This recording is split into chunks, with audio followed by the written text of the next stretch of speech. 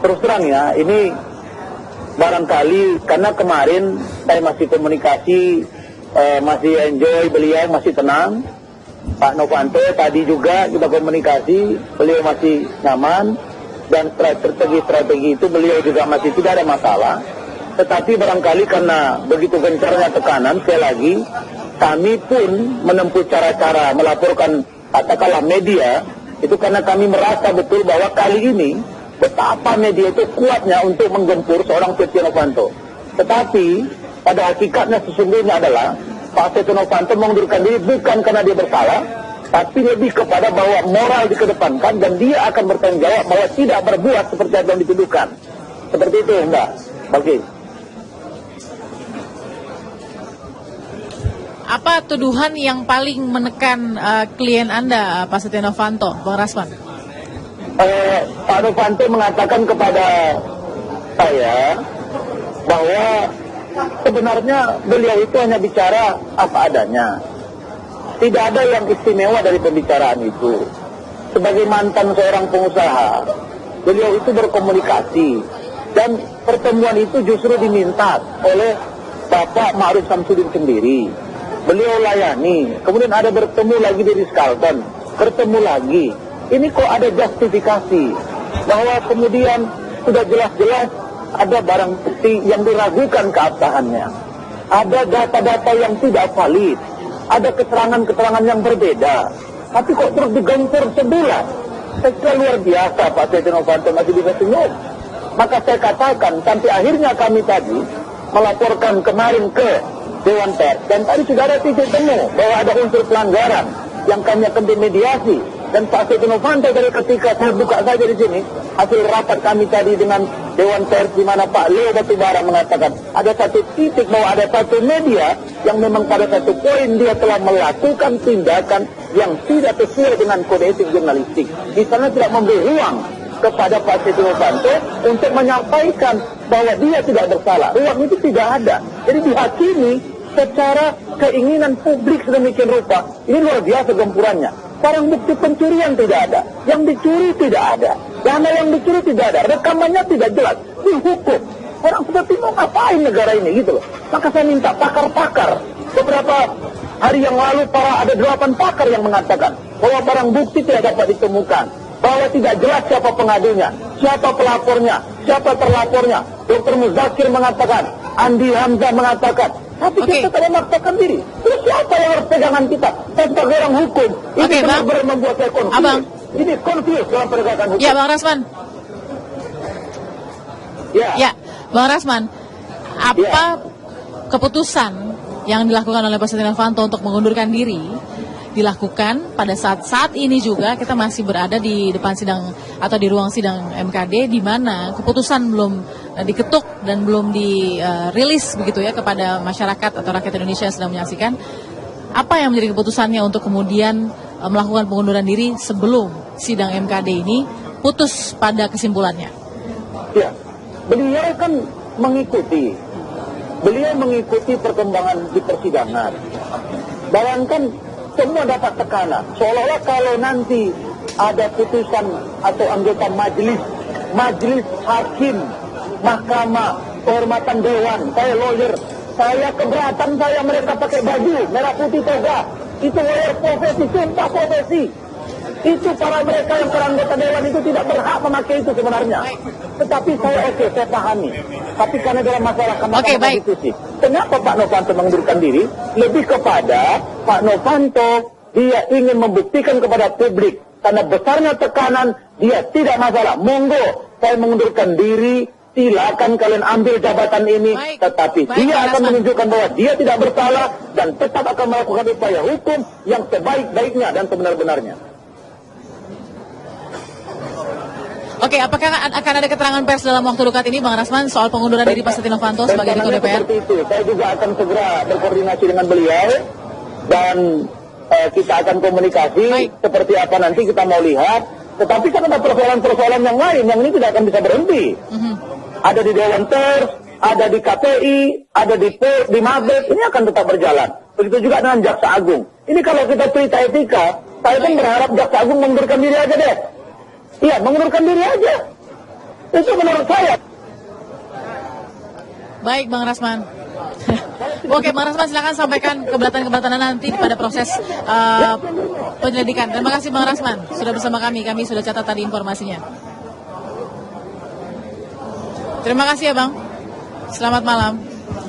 Oke, baik, tadi ada informasi yang terbaru Bang Karim. Ketua DPR RI, Pak Setia Novanto, mengundurkan diri sebelum sidang selesai. Artinya sudah ada yang diputuskan oleh dirinya sebagai individu, baik secara hukum masih berlanjut, lalu kemudian secara etik masih lanjut, tapi dirinya sudah memutuskan untuk mengundurkan diri saat ini. Ya, saya pikir itu sikap yang paling realistis ya, karena arah sidang etik ini kan mudah dibaca gitu ya. Dalam pertarungan sanksi berat ringan, ujung-ujungnya kan pemberhentian kan gitu ya, itu satu. Yang kedua, hikmahnya menurut saya, tentu saja tidak boleh membawa lembaga DPR ini untuk berlarut terlalu lama gitu ya, untuk membahas sesuatu yang bersifat internal gitu. Kita sebagai masyarakat justru ingin melihat kinerja Dewan yang lebih luas gitu. Justru dalam hal memastikan bagaimana peraturan perundang-undangan yang mengatur tentang ketentuan kontrak ini diawasi oleh diri. Jadi jangan menguras energi terlalu banyak. Saya Pak Karim, sidang masih berjalan untuk memutuskan sanksi. Tapi orang yang dilaporkan sudah mengundurkan diri. Manfaatnya? Ya sebenarnya kita tidak bisa menilai sebuah pekerjaan itu dari hasil yang dipanen ya. Betul, proses juga. Dan bibit yang ditanam juga ya gitu. Jadi menurut saya ini bisa saja Setia Novanto juga mengambil sikap berdasarkan pembacaan atas proses ini, termasuk hasil yang diperkirakan seperti apa gitu. Baik, kita jeda dulu sesaat lagi ya, Pak Karim ya. Tetap bersama kami di Breaking News TV One pemirsa.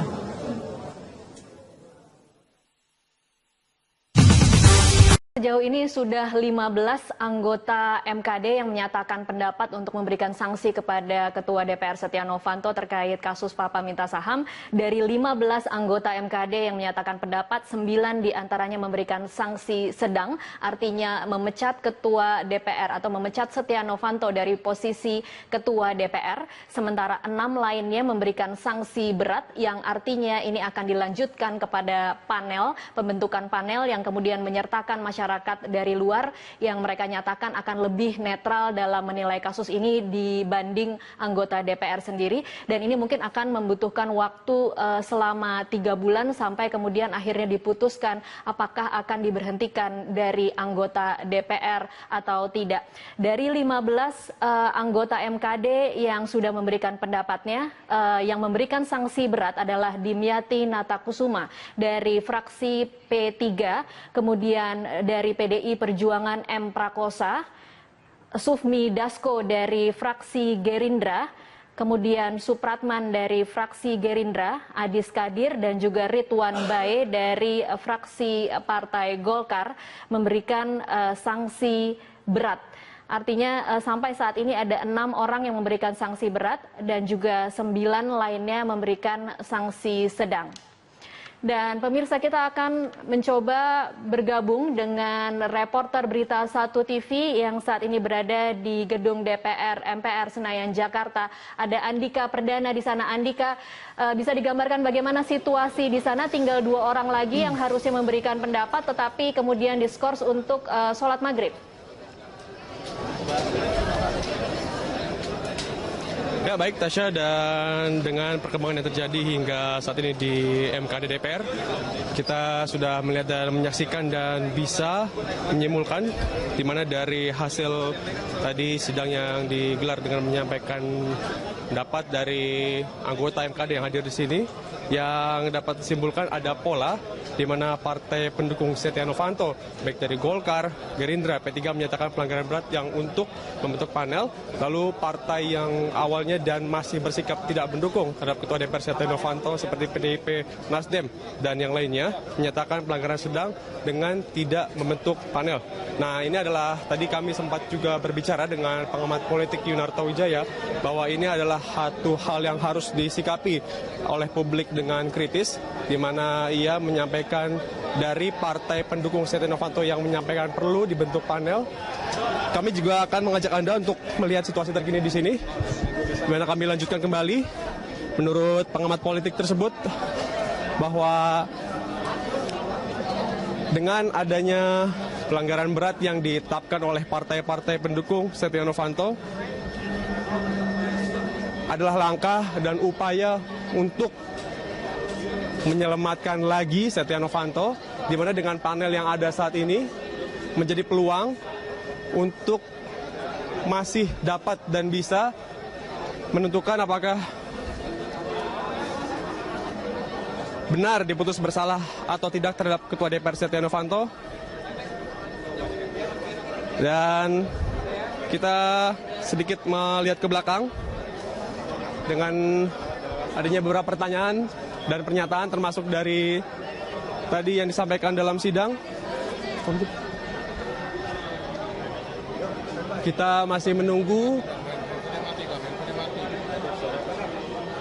nanti beberapa pernyataan yang akan disampaikan lagi oleh anggota MKD DPR. Lalu tadi sekitar jam 3 ke 4 sore kita juga masih mengingat dengan pernyataan dari Akbar Faisal yang dinonaktifkan sementara sebagai anggota MKD dari fraksi Nasdem. Ia menyampaikan ini merupakan salah satu upaya besar dari kekuatan politik yang mencoba menutup kebenaran di ruang sidang MKD. Tasya. Ya baik, Andika Perdana, nanti kami akan mencoba kembali bergabung dengan Anda untuk mengetahui bagaimana situasi terakhir di sana. Dan pemirsa, saat ini sidang diskors untuk sholat maghrib, tinggal 2 orang lagi yang harusnya memberikan pendapat dan sanksi kepada Setia Novanto akan dilanjutkan pada pukul 19.30. Tetap bersama kami akan kembali usai jeda komersial.